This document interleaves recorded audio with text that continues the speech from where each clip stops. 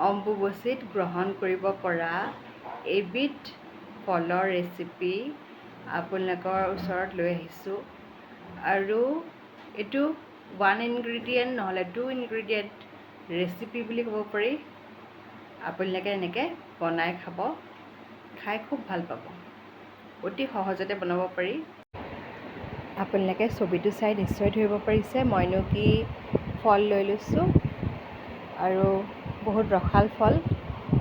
এতিয়া জুচাৰত দি দিছোঁ, অকণমান নিমখ দি দিছোঁ, আৰু এতিয়া আমাৰ জুচো হৈ গ'ল। অন্য একো দিয়া নাই, যিহেতু অম্বুবাচীৰ কাৰণে বনোৱা হৈছে, সেইকাৰণে একো বস্তুৱেই দিয়া হোৱা নাই। এতিয়া আমাৰ ৰসো তৈয়াৰ হৈ গ'ল, আৰু বেলেগ পাত্ৰ ব্যৱহাৰ কৰা নাই।